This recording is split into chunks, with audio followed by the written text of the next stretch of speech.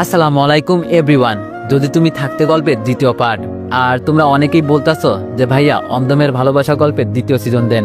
তো তোমাদের তো আমি বলছি যে অন্ধমের ভালোবাসা গল্পটির দ্বিতীয় সিজন লেখা চলতেছে, তো এটা কমপ্লিট হলে আমি নিয়ে আসবো।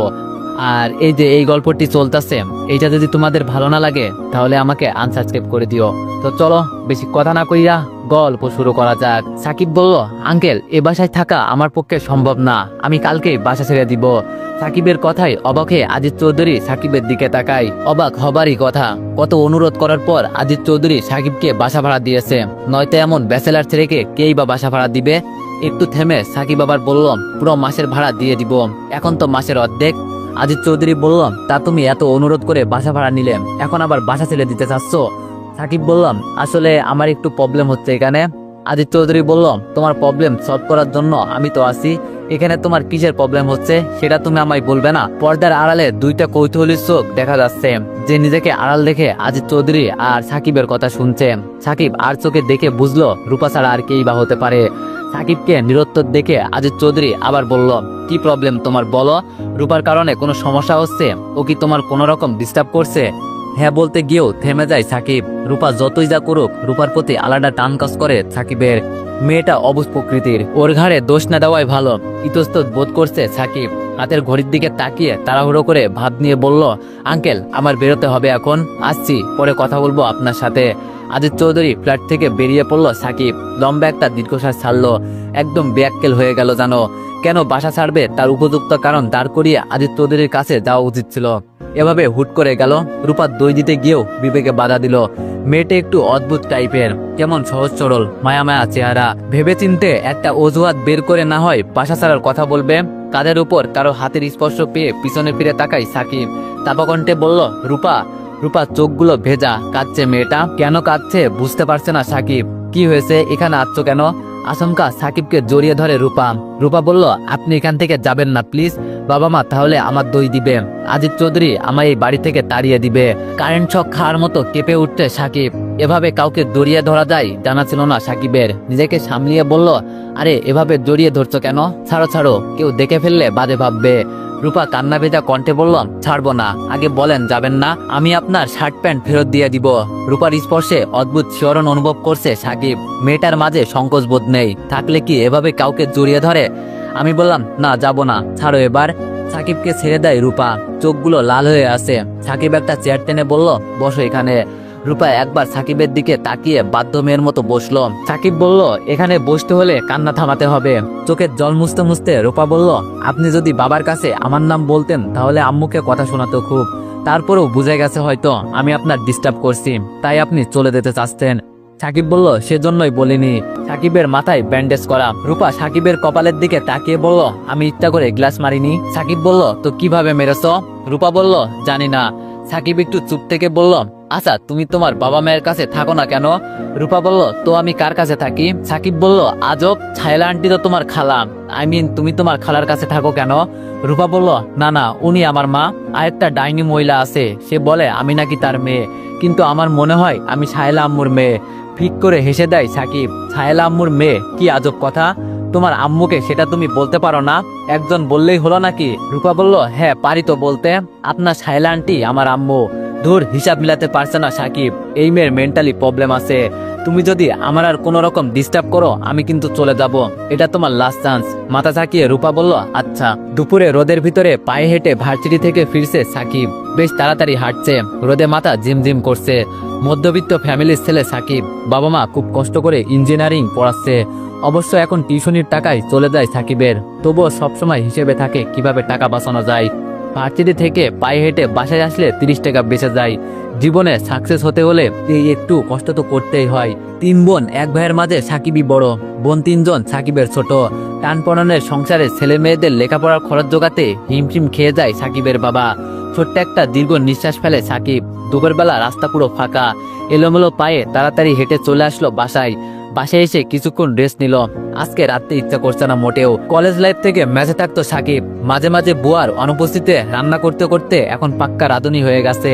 যদিও রাঁধুনি শব্দটা শুধু মেয়েদের সাথেই যায়। রান্নার উদ্দেশ্যে শোয়া থেকে উঠে ক্লান্তির জন্য আর রাঁধতে ইচ্ছা হলো না। আবার শুয়ে পড়ল। কলিং বেলের শব্দে ঘুমানো আর হলো কোথায়। খুব বেশি বিরক্ত নিয়ে দরজা খুলল সাকিব। দরজার সামনে দাঁড়িয়ে আছে রূপা, হাতে এক প্লেট পোলাও আর মাংস। রূপার দিকে জিজ্ঞাসাসূচক দৃষ্টিতে তাকালো সাকিব। মুচকে এসে রূপা বলল, আপনার জন্য এনেছি। সাকিব বলল, শায়লা আন্টি পাঠিয়েছেন? কোনো উত্তর দেয় না রূপা। রুমে ঢুকে টেবিলের কাছে প্লেটটা রেখে বলল, নেন নেন, খেয়ে উদ্ধার করেন আমায়। অবাক হয়ে তাকিয়ে আছে সাকিব। এখন একদম স্বাভাবিক মনে হচ্ছে রূপাকে। কালো রঙের একটা থ্রি পিস পরা রূপা, চুলগুলো বেনিগাটা, হাঁটু ছোঁয়াছে, ঠোঁটের নিচে তিলটা স্পষ্ট আছে, বেশি পরিপাটি মনে হচ্ছে। মনে মনে খুশি হয়েছে সাকিব। রান্না করতে ইচ্ছা করছিল না। এমন সময় যদি কেউ খাবার পাঠায় অদ্ভুত ধরনের ভালো লাগে। সাকিব রূপার দিকে তাকিয়ে বলল, আমার শার্ট প্যান্ট নিতে আসনি তো আবার খাবার দেওয়ার বাহানায়? হেসে দেয় রূপা আর বলল, না না, শার্ট প্যান্ট তো ছাদ থেকেই নেওয়া যায়, তার জন্য কি রুমে আসার প্রয়োজন আছে? সাকিব একটু ভেবে বলল, তাই তো। রূপা বলল, সেই দিনের প্যান্টটা দিয়ে দিব, আলখাল্লার মতো ঢিলা হয়, শার্টটা রেখে দিব। বলে সাকিবের দিকে উত্তরের আশায় তাকায় রূপা। সাকিব মাথা নাড়িয়ে বলল, আচ্ছা। হঠাৎ মুখ গম্ভীর করে রূপা বলল, সেদিন আপনার গায়ে গ্লাস মেরেছিলাম, সেই জন্য আম্মু আমায় থাপ্পড় দিয়েছে। ভালোই করেছে তাই না? ভুল করলে তো সবাই মারবে। রূপার কথাগুলো কেমন যেন বাচ্চা টাইপের লাগছে সাকিবের কাছে। এখন যেন একদম ইনোসেন্ট রূপ। বেশ মজা পাচ্ছে সাকিব। বলে উঠল, হ্যাঁ মারবেই তো। রূপা বলল, সে কি, আপনি খাচ্ছেন না কেন? সাকিব খাবার মুখে নিল। রূপা একটা চেয়ার টেনে সাকিবের কাছে বসলো। রূপা বলল, আম্মুর হাতে রান্না খুব মজা তাই না? খাবার মুখে দিতে দিতে সাকিব বলল, অসাধারণ। রূপা বলল, আপনি একাই খাবেন? খাবার মুখে দিতে গিয়েও থেমে যায় সাকিব। হেসে বলে, তুমি খেয়ে আসনি? রূপা বলল, আরে বাবা, আমি কখন খেলাম? আমি তো আমার খাবার আপনার জন্য নিয়ে আসলাম। ভেবাচাকা খেয়ে যায় সাকিব। লজ্জাও পেয়েছে বেশ। সাকিব বলল, তোমার খাবার তুমি আমার জন্য এনেছো কেন? আমি তো ভাবছি শায়লা আন্টি পাঠিয়েছেন। এখন তো আমি ভাত মাংস মেখে ফেলেছি, তুমি কি খাবে? রূপা বলল, না না, আপনি খান, কিন্তু আমি আপনার সামনে বসে আছি, আমি একটু সাদা উচিত ছিল তাই না? অস্থিরকর অবস্থায় পড়ে যায় সাকিব। ইচ্ছে করছে আধ খাওয়া ভাত আর মাংস ফেরত দিয়ে দিতে। সাকিব বলল, আমি তোমায় সাধবো কিভাবে? ভাত তো এক প্লেটেই এনেছো। আচ্ছা, তুমি আমার জন্য ভাত আনতে গেলে কেন? আজব। রূপা হেসে বলল, আপনার সাথে ভাব জমাতে। না না, ভাত ফেরত নিব না, আপনি খেয়ে নেন। এখন আর ভাত গলা দিয়ে নামছে না সাকিবের। রূপা মিটমিট করে হাসছে। রূপা বলল, লজ্জা পেয়েছেন বুঝি? কথা বলছে না সাকিব। কিছুক্ষণ চুপ থেকে গভীর গলায় বলে, তোমার মাথায় কি প্রবলেম আছে? তোমার খাবার তুমি আমার জন্য এনেছো কেন? রূপা বলল, বললাম তো ভাব জমাতে। একা একা বিড়বিড় করে বকছে সাকিব। রূপা চেয়ার টেনে সাকিবের একটু কাছে গিয়ে বসলো। রূপা বলল, একা খেতে লজ্জা পাচ্ছেন এখন? আচ্ছা আচ্ছা, আপনিও খান, আমায়ও দেন। সাকিব বলল, তোমার খাবার তুমি পুরোটা নিয়ে যাও। রূপা হা করে বলল, দেন, খাইয়ে দেন।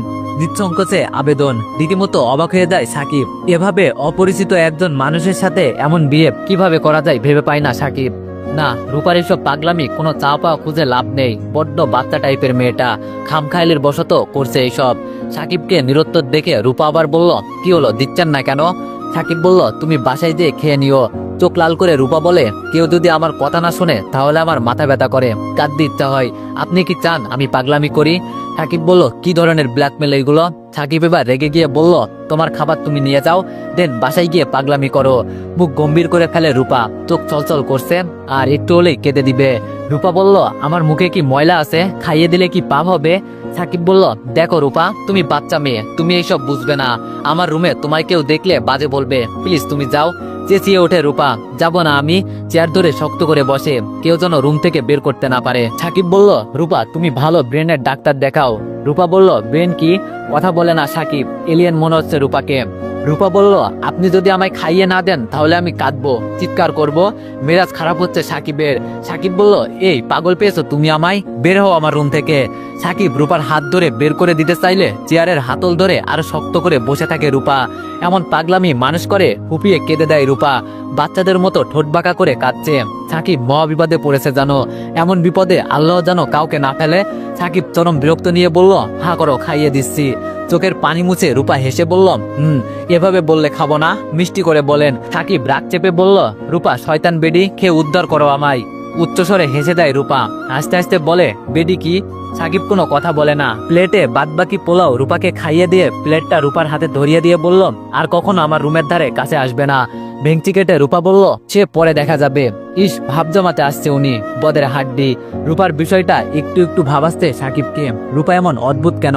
রূপাকে রুম থেকে বের করে দিয়ে বারান্দায় গিয়ে দাঁড়ালো সাকিব। রূপার বিষয়টা সাকিবকে ভাবাচ্ছে খুব। মেয়েটার সাথে যতই খারাপ বিহেভ করুক কখনো রাগ করবে না, নাকি রাগ অভিমানও বোঝে না রূপা। কি জানি, হাতে প্লেট নিয়ে বাসায় ঢুকতেই সাহেলা বেগম বলল, ভাত নিয়ে তুমি কোথায় গিয়েছিলে রূপা? সামনে পা বাড়াতে গিয়েও থমকে দাঁড়ালো রূপা। হাসি মাখা মুখে বলল, আরে ওই বাসায় একটা ভাবলা ক্লান্ত আছে না, যার মাথা ফাটিয়ে দিয়েছিলাম। এই পর্যন্ত বলে আবার উচ্চ শব্দে হেসে ওঠে রূপা। রূপার কারণ ছাড়া হাসিতে বেশ বিরক্ত হয় সাহেলা বেগম। রাগী গলায় বলল, আবার কি করেছো তুমি সাকিবের সাথে? উত্তর না দিয়ে সোফার উপর 2 পা তুলে দারুণ ভঙ্গি নিয়ে বসলো রূপা। রূপা বলল, আরে কি আর করব, উনার সাথে ভাব জমাতে উনার বাসায় গিয়েছিলাম খাবার নিয়ে। কিন্তু আম্মু, উনি একদম সুবিধার না। ভুরু কুচকে সাহেলা বেগম বলল, সুবিধার না মানে? আবার হেসে ওঠে রূপা। রূপা বলল, উনার রুমে একটু গিয়েছিলাম, তা বলে মানুষ দেখলে বাজে বলবে, আর কখনো আমার রুমে আসবে না, ব্লা ব্লা ব্লা। সাহেলা বেগম বলল, সাকিব সুবিধার বলে এইসব বলেছে, এইসব কথার মানে তুমি বুঝবে না। একটু থেমে গম্ভীর হয়ে যায় সাহেলা বেগম বলল, রূপা তুমি কিন্তু আমার কথা শুনছো না, আর আমার কথা না শুনলে আমি কিন্তু তোমার বাবা মায়ের কাছে তোমায় দিয়ে আসবো, তখন আর এমন করতে পারবে না। মা বাবার কথা শুনে মুখ ফ্যাকাশে হয়ে যায় রূপার।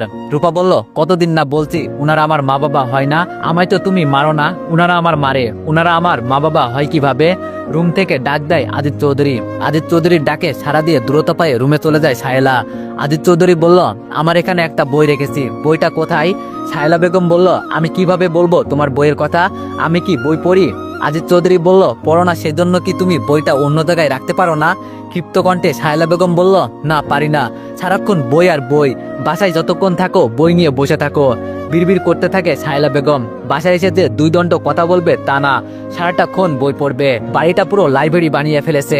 আজিত চৌধুরী হেসে বলল, এখন কি আর প্রেম ভালোবাসার বয়স আছে যে বাসায় এসে তোমার সাথে প্রেম করে টাইম পাস করব?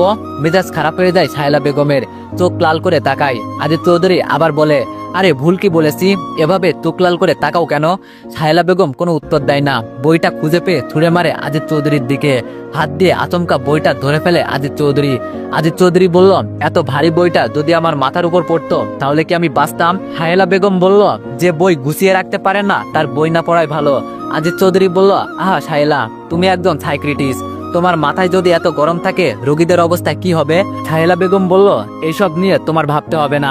এই বলে রুম থেকে বেরিয়ে যায় সাহেলা বেগম। রূপা রুমে গিয়ে দেখে শুয়ে আছে রূপা, জানালার ফাঁক দিয়ে আকাশের দিকে তাকিয়ে আছে। যদিও চারপাশে বড় বড় বিল্ডিং গুলোর জন্য আকাশ দেখার জো নেই। সাহেলা বেগমকে দেখেই উঠে বসে রূপা। মুচকে এসে সাহেলা বেগম রূপার পাশে বসলো। সাহেলা বেগম বলল, আগের মতোই মাথায় পেন হয় রূপা তোমার? মাথা ঝাঁকিয়ে রূপা বলে, না আগের থেকে কম। সাহেলা বেগম বলল, ওই যে তোমার হঠাৎ করে মাথা গরম হয়ে যায়, নিজের শরীরে নিজে আঘাত করো, ভাঙচুর করো, কান্না করো, এখন কি এরকম হয়? রূপা একটু ভেবে বলল, না 2 দিন এরকম হয়নি। স্বস্তির নিঃশ্বাস ফেলে সাহেলা বেগম। কিছুটা হলেও তাহলে সাকসেস উনি। মনের ভিতরে একটাই চিন্তা, রূপার মাকে দেওয়া কথা রাখতে পারবে তো? সাহেলা বেগম ফোনের গ্যালারি থেকে একটা ছবি বের করে রূপাকে দেখালো। সাদা আরপন পরে বাইকের উপর বসে আছে রূপা। সাহেলা বেগমের হাত থেকে ফোনটা নিয়ে ছবিটা খুঁটিয়ে খুঁটিয়ে দেখে রূপা। রূপা বলল, এটা আমি? সাহেলা বেগম বলল, তোমার বাবা মা যদি এখানে তোমায় দেখতে আসে তাহলে কি পাগলামি করবে?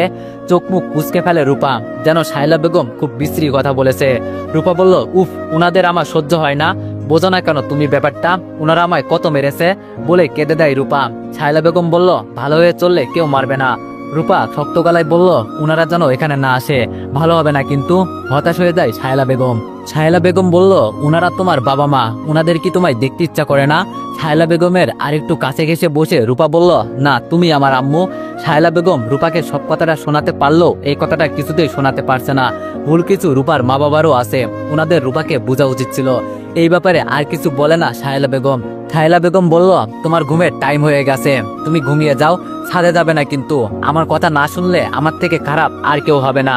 চুপচাপ শুয়ে পড়লো রূপা। অনেকক্ষণ ঘুমের ভান করে শুয়ে রইল, ঘুম আসতে না, পা টিপে টিপে ছাদে গেল। এই টাইমে ছাদে গেলে সাকিবের দেখা মিলে। ছাদে গিয়ে হতাশ হয়ে গেল রূপা, মনটাও খারাপ হয়ে গেল। সাকিব ছাদে নেই। রূপা সাকিবের দরজার কাছে গিয়ে দেখলো দরজায় তালা ঝুলানো, জানালাও বন্ধ। উনি কি এই বাসা ছেড়ে চলে গেছে? ছাদে গিয়ে দেখলো শুধু একটা শার্ট চুকাতে দেওয়া। সাকিব ছাড়া আর কার শার্ট হবে এটা? আজকে আর শার্টটা নেয়নি রূপা। ব্লেড দিয়ে শার্টের একটা হাতা কেটে ফেললো। তারপর দ্রুত পায়ে ছাদ থেকে নেমে গেল। রুমে গিয়ে শার্টের হাতাটা নিয়ে আপন মনে হাসছে। মজার তো ব্যাপার, এক হাতা আছে আর এক হাতা নেই। একা একা খিলখিলিয়ে হেসে উঠল রূপা। সাকিব হয়তো কোথাও গেছে, বাসা ছেড়ে গেলে কি শার্ট রেখে যেত? একটু পর ছাদে চেঁচামেচি শোনা গেল। পাশের বাসায় আন্টি চিল্লাচ্ছে, তার হাজবেন্ডের নতুন শার্টের হাতা পাচ্ছে না। এগুলো কেমন অসভ্যতামি! কান খাড়া করে সবটা শুনছে রূপা, ভয়ে চুপতে গেল। যদি কোনোভাবে জেনে যায় চুপচাপ ঘুমের ভান করে শুয়ে রইল। চেঁচামেচি শুনে ছাদে গেল শায়লা বেগম। শায়লা বেগমকে ছাদে দেখেই শার্টটা ওনাকে দেখিয়ে বলল, দেখেন খালা, কালকে শার্টটা কিনে এনেছে, ইজি ব্র্যান্ডের 3000 টাকার শার্টটার মূল্য। কথা শুনে বোঝা যাচ্ছে শার্টের মালিক অনেক রেগে আছে। রূপা কি এমনটা করেছে না জেনে কিছুই বলা যাচ্ছে না। শায়লা বেগম দ্রুত পায়ে রূপার রুমে আসলো। এসে দেখলো রূপা ঘুমাচ্ছে। কয়েকবার ডাক দিল রূপাকে, কোনো সাড়া নেই। শায়লা বেগম নিশ্চিত হলো রূপা এসব করেনি। তাহলে শায়লা বেগম চলে যাওয়ার পরেই উঠে বসে রূপা হাফ ছেড়ে বাঁচলো। শার্টের হাতাটা দ্রুত লুকিয়ে ফেললো, কিন্তু মন ভীষণ খারাপ হয়ে গেল। সাকিবের রুমের দরজায় তালা ঝোলানো, জামা কাপড়ও ছাদে রোদে দেয়নি। তবে কি সত্যি চলে গেল সাকিব? সাকিবের কথা ভাবতে ভাবতে ঘুমিয়ে যায় রূপা। হঠাৎ ঘুম ভেঙে যায়, ঘুটঘুটে অন্ধকার চারিদিক। সেই বিকেলে ঘুমিয়েছে, এখন রাত 1:30 বাজে। আস্তে আস্তে বিছানা থেকে নেমে লাইট অন করে রূপা। মাঝরাতে ঘুম ভাঙলে আর ঘুম হয় না। জানালার পর্দা সরিয়ে বাইরে তাকায় রূপা। পূর্ণিমার রাত বোধহয়। অনেকক্ষণ চেয়ারে বসে থেকে বের হয় রূপা। আচমকা মনে পড়ে সাকিবের কথা। উনি কি এখনো ফেরেনি বাসায়? রূপা এক মুহূর্ত দেরি না করে চলে যায় সাকিবের রুমের কাছে। অদ্ভুত থমথমে পরিবেশ, চারিদিকে কোনো কোলাহল নেই। দরজার সামনে এখন আর তালা ঝোলানো নেই। তার মানে সাকিব বাসায় ফিরেছে। ঠোঁটের কোণে হাসি ফোটে রূপার। কেউ যদি এখন সজাগ হয়ে যায়, নিশ্চিত চোর ভেবে কোনো ধোলাই দিবে। সাকিবের খাটটা রুমের দেয়াল ঘেঁষে। খাট বরাবর 2টা জানালা রয়েছে। জানালা দুটো খোলা। রুমের ভিতর কিছুই দেখা যাচ্ছে না অন্ধকারের জন্য। রূপা আবার রুমে গিয়ে টর্চ লাইট নিয়ে আসে। জানালা দিয়ে লাইটের আলো গিয়ে পড়ে সাকিবের মুখে। গভীর ঘুমে আচ্ছন্ন সাকিব। রূপা লাইট মেরে পুরো রুমটা দেখতে লাগলো। 2টা খাট সাকিবের রুমে, আরেকটা খাটেও মানুষ ঘুমাচ্ছে। সাকিব তো একা এখানে থাকে, তাহলে ওই খাটে কে? রূপা ভালো করে লাইট মেরে দেখলো 2জন মানুষ ঘুমাচ্ছে অন্য খাটে। একটু বয়স্ক, সাকিবের মা বাবা হতে পারে। ওইদিকে আর মনোযোগ দেয় না রূপা। জানালার ফাঁক দিয়ে সাকিবের চুল টান দেয়। ঘুম ভাঙছে না সাকিবের। লাইটটা মারলো সাকিবের চোখের দিকে, যাতে আলো একদম চোখ বরাবর পড়ে। লাইটের আলো চোখ পড়তে চোখ মুখ কুঁচকে ফেলে সাকিব। রূপা বারবার লাইট মারছে। রূপা এবার জোরে চুল ধরে ঝাঁকি দেয়। হকচকিয়ে উঠে বসে সাকিব।